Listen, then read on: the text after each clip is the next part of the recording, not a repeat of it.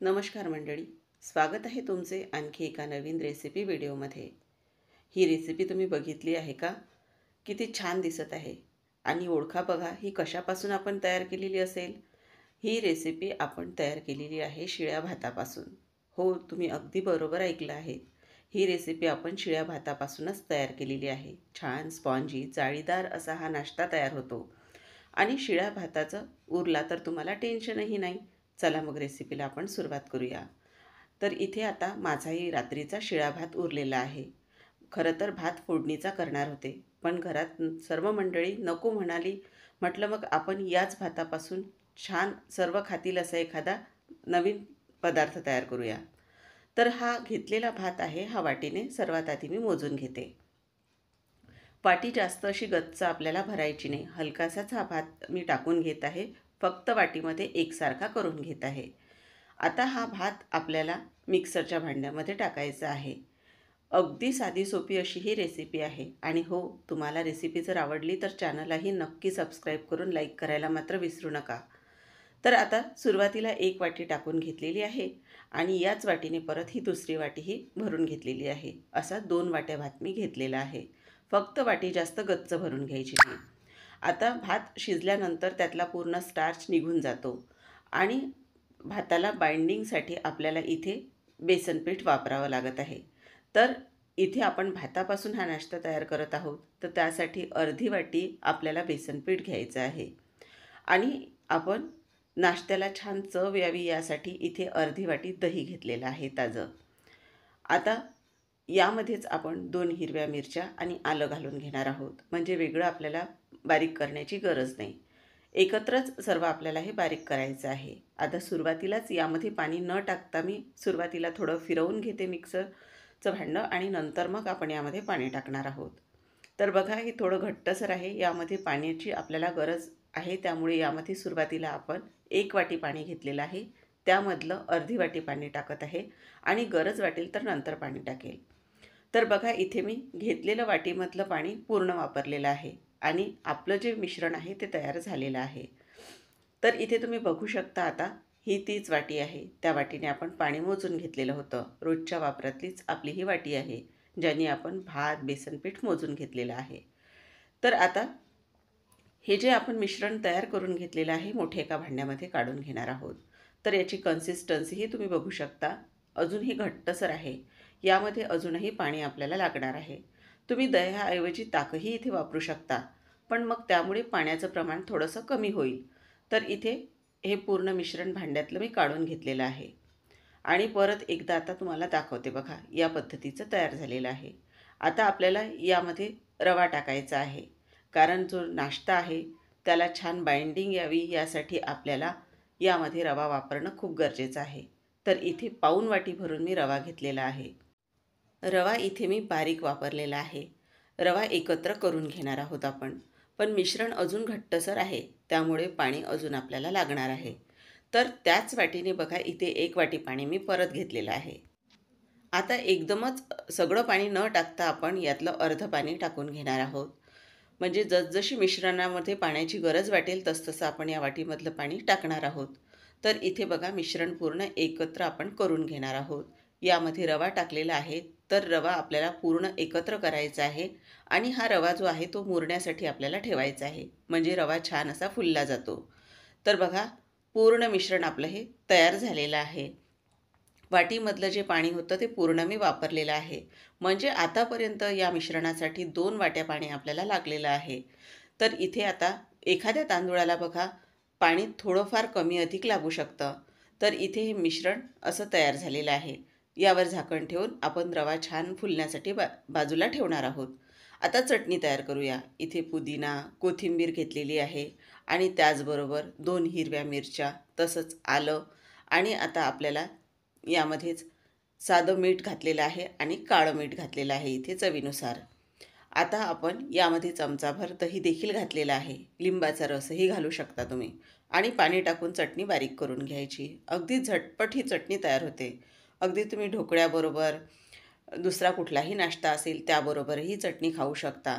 तर आता ही चटणी दुसऱ्या भांड्यात काढून घेणार आहोत। आता ज्यामध्ये नाश्ता वाफवायचा आहे, तर आता त्या भांड्यामध्ये आपण पाणी टाकून घेतलेलं आहे. झाकण ठेवूयात आणि पाणी छान उकळू देणार आहोत आपण.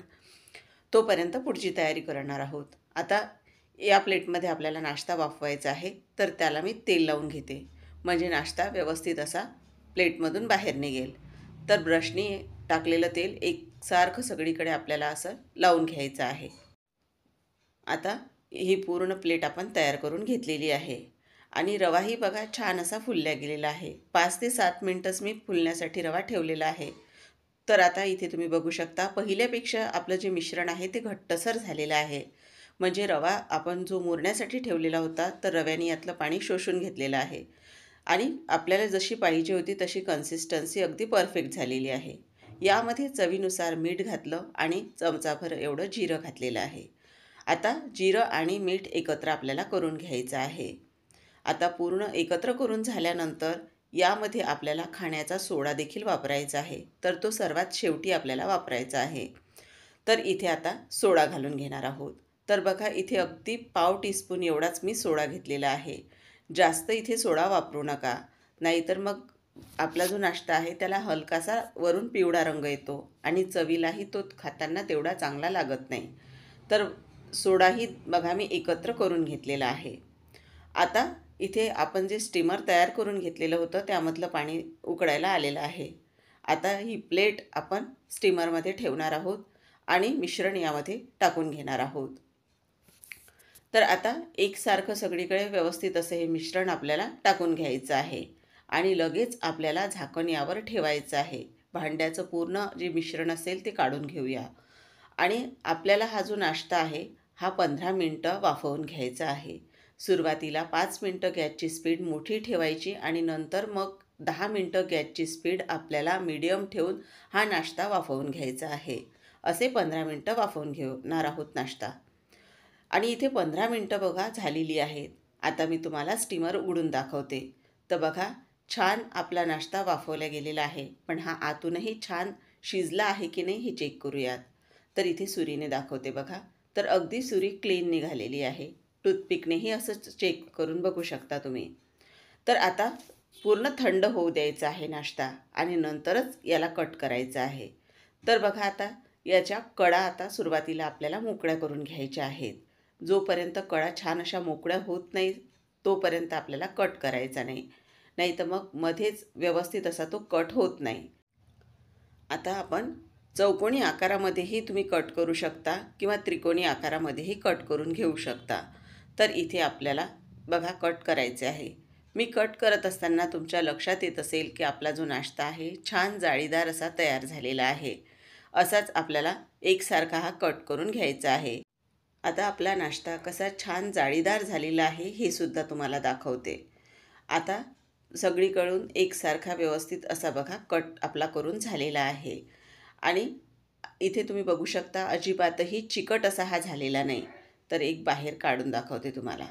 तर बघा इथे याला खालच्या बाजूनेही तुम्ही जाळी बघू शकता किती छान अशी तयार झालेली आहे आणि छान स्पॉन्जी हा तयार झालेला आहे. आता या नाश्त्याला असंच न ठेवता आपण याला आणखीनही चविष्ट तयार करूया. तर आता चला मग सांगते काय करायचं. तर इथे आता एक तवा घेतलेला आहे. या तव्यावर आपण तेल टाकून घेणार आहोत. आता आपण यावर सांबार मसाला टाकून घेणार आहोत. तुम्ही इथे चाट मसालाही टाकू शकता आणि एवढ्या तेलामध्ये आपला पूर्ण नाश्ता तयार होईल. तर आता आपण बघा पूर्ण जो सांबार मसाला टाकलेला आहे तो तेलामध्ये छान एकत्र करून घ्यायचा आहे आणि यावर छान आपल्याला हा नाश्ता जो आपण तयार केलेला आहे तो दोन्हीही बाजूनी छान भाजून घ्यायचा आहे. तर इथे बघा व्यवस्थित आपल्याला याला छान तेल आणि सांबार मसाला लावून घ्यायचा आहे. तुम्ही चाट मसालाही थोडा वरून टाकू शकता, त्यानेही छान चव येते. तर बघा दोन्हीही बाजूनी हलकंसं आपल्याला प्रेस करून हा नाश्ता भाजून घ्यायचा आहे. अगदी मुलांना तुम्ही टिफिनलाही हा नाश्ता तयार करून देऊ शकता. अगदी नवीन चवीचा हा शिळ्या भातापासून तयार केलेला नाश्ता मुलं अगदी आवडीने खातील. तर इथे बघू शकता तुम्ही आता दोन्हीही बाजूनी मी छान असा हा भाजून घेतलेला आहे. अगदी झटपट तयार होतो आणि चवीलाही तितकाच छान लागतो. तर बघा हा छान आपला नाश्ता भाजून तयार झालेला आहे आणि याला रंगही बघा किती छान आलेला आहे. तर आता इथे सर्वच आपला जो नाश्ता आहे मी छान भाजून घेतलेला आहे आणि सोबत चटणी देखील आहे. तुम्ही टोमॅटो सॉसबरोबर देखील खाऊ शकता. त्यानेही तितकाच छान लागतो. आणि इथे बघू शकता तुम्ही, यावर बारीक अशी कोथिंबीरसुद्धा घालून घेतलेली आहे. तर मंडळी, तुम्हीसुद्धा नक्कीच शिळ्या भातापासून ही रेसिपी ट्राय करून बघा. आणि तुम्हाला रेसिपी आवडली असेल तर चॅनललाही सबस्क्राईब करून एक लाईक करायला विसरू नका. आणखी एका साध्या सोप्या आणि घरगुती रेसिपीसोबत पुन्हा भेटूया. तोपर्यंत धन्यवाद.